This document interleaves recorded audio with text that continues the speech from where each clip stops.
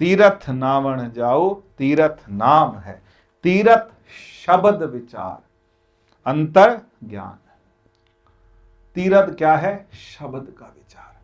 ये जो हम कर रहे हैं ना, एक लाइन पता नहीं मुझे भी कहां से प्रेरणा थी, क्या थी, अंदर अंदर बार बार चल रहा था। तो फिर जिद करी बच्चे की तरह, मैंने कहा कि 2 दिन मैं बोलूंगा। तो आप लोगों ने साथ दिया। मैंने इनको बोला, अभी इनको लग रहा होगा, सबको लगा होगा कि क्यों बोल रहा है, कि ये 2 दिन का 3 दिन का कार्यक्रम है, खत्म करो, ये 2 दिन जबरदस्ती के क्यों और जोड़ दिए।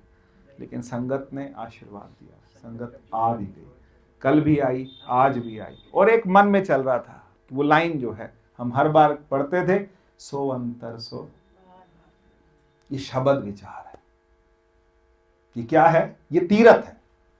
अब देखो, यहां से स्टैंप लग के आई है, वहां से स्टैंप लग के आई है, तो क्या कह रहे हैं? तीरथ शब्द विचार। शब्द का विचार जो है वो तीर्थ है। ऐसे भीड़ भाड़ में जाके धक्का मुक्की सब कुछ करके हमने जाके किया, तीर्थ किया, वो एक अलग तीर्थ है, उसको भी समझ लेंगे। लेकिन ये जो तीर्थ है वो कैसा है? अंदर का तीर्थ है। और जो अंदर का तीर्थ है वो क्या है? तीर्थ शब्द विचार, अंतर ज्ञान है। गुर ज्ञान साचा थान, तीर्थ 10 पुरख सदा दशहरा। दशहरा किसका है? क्या कहते हैं? गुरु ज्ञान साचा थान, 10 पुरब सदा दशहरा। दशहरा का हम लोग दशहरा बहुत खुशी से मनाते हैं। दशहरा का मतलब क्या है? कि सब तरफ के दशहरा, एक हमारे यहाँ एक गंगा दशहरा भी आता है, और एक क्या आता है? नवरात्रों के बाद भी जो 10वां दिन आता है, जिस दिन हम जीत गए, भगवान जीत गए, दशहरा। तो क्या कहते हैं? 10 पुरख सदा दशहरा, हो नाम हर का सदा जाचो, देव प्रभु धरणी धरा। हे प्रभु क्या दो मुझे, मैं क्या मांगता हूं? सदा जाचूं, नाम दो। और उसके बाद संसार रोगी नाम दारू। रोगी कौन है? संसार। रोगी है कि नहीं है? संसार रोगी नाम दारू, मैल लागे सच बिना, गुरुवाक निर्मल। गुरु का क्या है? गुरुवाक निर्मल, सदा चानन, नित साच तीर्थ मज्जना। तीर्थ का जो मज्जन है, तीर्थ का जो नहाना है, वो क्या है? गुरु का वाक। जो गुरु का वाक सुन लिया ना, वो क्या है? तीर्थ मज्जना। अब ये कौन बोल रहा है? गुरबाणी बोल रही है। ये गुरबाणी का आदेश है। तीर्थ नावण जाओ, तीर्थ नाम है। क्या कहते हैं? तीर्थों पर स्नान करने जाता हूं, पर मेरे वास्ते परमात्मा का नाम ही तीर्थ है। मैं हिंदी में पढ़ के सुनाता हूं, हो सकता है मैंने सही से ना सुनाया। तो उसमें क्या कह रहे हैं? कि मैं परमात्मा का स्नान करने तीर्थों का स्नान करने जाता हूं, पहले मेरे नाम तीर्थ है। गुरु के शब्द को विचार मंडल में टिकाना। विचार मंडल क्या है? हमारे अंदर सारा दिन क्या चलते रहते हैं? विचार चलते रहते हैं। उस विचार मंडल में गुरु को, शब्द को टिकाना मेरे लिए तीर्थ है, क्योंकि इसकी इनायत से मेरे अंतर परमात्मा की गहरी सांझ बनती है। क्या बनती है?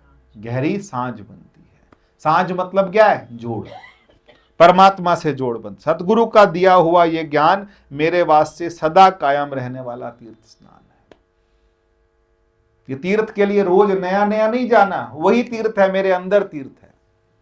गुरु का जो बनाया हुआ ज्ञान है वो मेरे लिए क्या है? वो तीर्थ स्थान है। मेरे लिए 10 पवित्र दिन हैं। मेरे लिए गंगा का जन्मदिन भी यही है। गंगा दशहरा की बात कर रहे हैं। मैं तो सदा प्रभु का नाम ही मांगता हूं और अरदास करता हूं कि हे धरती के आश्रय प्रभु, हे परमात्मा, जगत जो है विकारों में रोगी पड़ा हुआ है, और जो आपका नाम है वो इन रोगों का इलाज है। सदा स्थिर प्रभु के नाम के बिना मैल लग जाती है। गुरु का पवित्र शब्द आत्मिक प्रकाश देता है। यही नित्य सदा कायम रहने वाला तीर्थ है। यह हमेशा बना रहने वाला क्या है? तीर्थ है। अब हम उस टॉपिक को, क्योंकि जिसको हमने पकड़ा था, उस टॉपिक पर भी आ जाते हैं। उस टॉपिक को भी समझ लेते हैं कि हम कहाँ थे। हम थे सुखमनी साहब। ज्ञान अंजन गुर दिया, अज्ञान अधेर विनाश, हर कृपा ते संत भेटिया, नानक मन परगास, हर कृपा ते संत भेटिया, नानक मन परगास। संत संग लागा प्रभु मीठा, अंतर प्रभु डीठा, नाम प्रभु का लागा मीठा। तो अंतर, अंतर प्रभु डीठा मतलब बाहर का कि अंतर का? अंदर भगवान है, अंदर भगवान है। तो गुरु क्या कहते हैं कि अपने अंदर खोजो, और जब अपने अंदर खोजोगे और पक्का कर लोगे कि मेरे अंदर है, तो फिर सब में होगा। फिर मेरे में है तो फिर सामने वाले में भी होगा।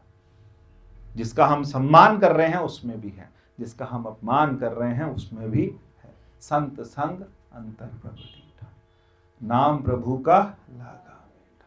सगल सामग्री एकस घट माही। यहां बात कल भी हो रही थी घट की।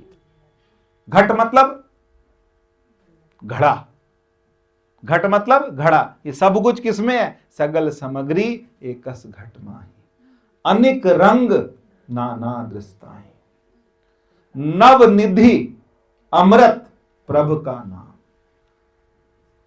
नव निधि, यही पता ना, अष्ट सिद्धि नौ निधि के दाता, असबर दीन जान की माता। 8 तरह की सिद्धियां हैं, 9 तरह की निधियां हैं। और जब सुबह के टाइम अरदास करते हैं, तेग बहादुर सिमरिए घर 9 निध आवेद आए, यही गाते हैं, यही करते हैं ना अरदास। तो गुरु तेग बहादुर सिमरिए 9 निध आवेद। और यहां क्या कह रहे हैं? नवनिधि अमृत प्रभु का नाम। और इसका विश्राम कहां है? देह मही इसका विश्राम। कैसे समझे? सुन्न समाध अनहद तैनात, कहन न जाई अचरज विस्मात। तिन देखिया जिन आप दिखाए, नानक तिंजन सोची पाए। सो अंतर सो बाहर अनंत, घट घट व्याप घट घट का मतलब सबके अंदर। देखिए, अब हमको ना एक बात और समझनी पड़ेगी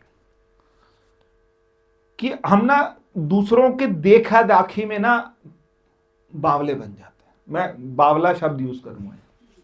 हम दूसरे की देखा दाखी में बावले बन जाते हैं।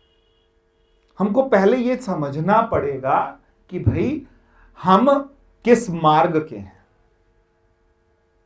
हम किस मार्ग के हैं, हमारी स्थिति क्या है। पहले हमको यह समझना पड़ेगा कि हमारी अपनी स्थिति क्या है। कैसे समझे? क्या कैसे समझे? भगवान को जपने के, भगवान के साथ रिश्ता रखने के कई तरीके हैं। क्योंकि परमात्मा से हमारा जो सांझ है, जो जोड़ है, वो क्या है? आज की तो है नहीं। भगवान ने अर्जुन को दूसरा अध्याय शुरू होते ही कह दिया कि अर्जुन, क्या बोला? हाँ, कि मेरे और तेरे बहुत जन्म हो चुके हैं, तुझे पता नहीं और मुझे पता है। मुझे ज्ञान है, तुझे ज्ञान नहीं है। मैं नारायण हूं, तू नर है। लेकिन भगवान अर्जुन को भी क्या बनाने जा रहे हैं? नारायण। भगवान ने अर्जुन को भी क्या बनाया? नारायण बनाया। तो फिर आई बात कहां पे थे हम लोग कि भगवान के साथ जुड़ने के क्या तरीके हैं। देखो, आप बहुत ध्यान से समझो। लोग क्या कहते हैं? हम सुबह धूप बत्ती कर लेते हैं, हमारा मन साफ है, हम बहुत अच्छे हैं, ये है वैसे, हम किसी का बुरा नहीं करते, किसी का हक नहीं मारते, और हम ऐसे ऐसे चलते हैं। जवाब मिलता है कि नहीं मिलता? तो बिल्कुल ठीक कर रहे हैं वो। तो उन्होंने भगवान को क्या मान लिया है? उन्होंने भगवान को इस संसार का राजा मान लिया। एक तो ये भी कहते हैं, कई ऐसे भी मिलेंगे, भगवान भगवान कुछ नहीं होता, हमें कुछ नहीं पता, लेकिन हमारा मन साफ है। ऐसे वाले भी हैं, फिर हम उनको नास्तिक कह देते हैं। एक और हैं जो भगवान को क्या मानते हैं, इसमें एक पहला भाव आता है। गीता में भगवान कहते हैं कि पहला तरीका है भगवान को भजने का शांत भाव से। शांत भाव, शांत भाव का मतलब क्या है? शांत भाव का मतलब कि जैसे राजा की एक रिस्पेक्ट होती थी, तो सबसे बड़ा राजा कौन है? भगवान है। फिर राजा को क्या देते थे? कर देते थे? नहीं, कर का मतलब समझते, टैक्स देते थे। तो अभी भी क्या करते हैं लोग, भगवान को ये अर्पण करना है, कोई नया अनाज आया ये भगवान को देना है, ये आया भगवान को देना है, ये है तो यहाँ अर्पण करना, ये है तो इतना निकालना है, दशांश निकालना है, ऐसे निकालना है, ये निकालना, दान करना, छोड़ना, देना, पूजा करवाना, आरती करवाना, लंगर करवाना, भंडारे कराना, सब कुछ कराना, ये क्या है, ये शांत भाव है। शांत भाव है। शांत भाव का मतलब कि हमने उसको मान लिया कि तू क्या है, सारे जहां के मालिक, तेरा ही आसरा है। ठीक है, राजी हैं हम, राजी वाला चलो छोड़ दो, बस यहीं तक कि सारे जहां के मालिक, आसरा तेरा ही है, पर तेरे से हमारा कोई रिश्ता नहीं है। यहां हमने खत्म कर दिया, यहां हमने स्टॉप लगा दिया कि भैया ठीक है ना, काची थी हमने दे तो दिया, ये भी दिया था, कल द्वादशी है, पंडित को दे देंगे, इसको दे देंगे, उसको दे देंगे, ये देना दुआना, ये जो करना है, इसको हाथ लगा दे, आज मस्या है, इसको दे दे, इसको दे दे, वैसे कर ले, ये पूजा कर दे, पंडित जी आए हैं, पंडित जी का ये ऐसा, ये पूजा करानी, ये सब चीजें, ये क्या है, ये शांत भाव है। वो गलत नहीं है वो बेचारे। अब लोग जो तीर्थ में गए हैं, जाके नहाना है, जाना है, जाना है, जाना है, कि ये आदेश है, धर्म का आदेश है कि यहां पर जाके क्या करना है, नहाना है, चाहे हालत खराब होगी वहीं नहाना है, उसी जगह में। जब हरिद्वार में होता है तो कहां नहाने की होड़ होती है, इतनी बड़ी गंगा कहीं नहा लो ना, ब्रह्म कुंड में नहाना है। वो ब्रह्म कुंड जरा सी जगह है, उसके अंदर सबको वहीं नहाना है, जहां वो घंटा घर बना है वो हर की पेड़ी पे, बस वो ब्रह्म कुंड है कि यहीं नहाना है। ऐसी संगम भी छोटी सी जगह है, यहीं नहाना है। तो ये समझ किसकी है, ये शांत भाव वालों की है, कि उनको बता दिया, उनके पुरोहित ने, उनके पंडित ने, उनके किसी ने बता दिया तुमने ऐसे करना है। अब ये उनका एक हो गया,